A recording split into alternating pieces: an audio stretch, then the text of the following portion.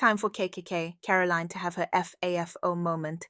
The president has said countless times that he is focused on launching the largest mass deportation operation in American history of illegal criminals. And if you are an individual, a foreign national, who illegally enters the United States of America, you are, by definition, a criminal. And so therefore, you are subject to the illegal criminal drug dealers, the rapists, the murderers, the individuals who have committed heinous acts on the interior of our country and who have terrorized law-abiding American citizens. Absolutely, those should be the priority of ICE, but that doesn't mean that the other illegal criminals who enter our nation's borders are off the table. Just tell us the numbers. How many have a criminal record versus those who are just in the country illegally? All of them, because they illegally broke our nation's laws and therefore they are criminals as far as this administration goes. I know the last administration didn't see it that way, so it's a big culture shift in our nation to view someone who breaks our immigration laws as a criminal, but that's exactly what they are. Right now, the mother of White House Press Secretary Karoline Leavitts' nephew has been taken into Immigration and Customs Enforcement custody.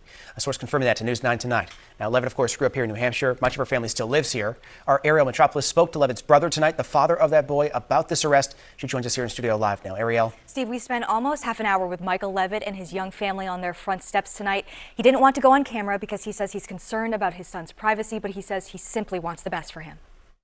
The brother of White House Press Secretary Karoline Leavitts says he's most concerned about his son's safety and well-being after he confirms his son's mother is in ICE custody. Photos published on a GoFundMe site show Michael Leavitt's former partner, Bruno Ferreira, a source confirming she was taken into ICE custody in Revere, Massachusetts. DHS saying she's being held at an ICE facility in Louisiana. Michael Leavitt spoke to WMUR off camera on his front porch tonight, telling us that his son has lived with him since he was born, but Ferreira has maintained a relationship with the boy. According to DHS, Ferreira overstayed her visa by 26 years and has a previous arrest for battery. But Ferreira's attorney, Todd Pomerleau, insists that she came here legally from Brazil under DACA and is in the process of getting her green card. Bruna has no criminal record whatsoever. I don't know where that is coming from. Show us the proof. There's no charges out there. She's not a criminal, illegal alien. She's a citizen. We're hearing that. Says Ferreira is a good mother, agreeing with that same sentiment from Michael Leavitt that this boy shouldn't be caught in the middle. And his mom is locked up sitting in Louisiana where she should have never been in the first place.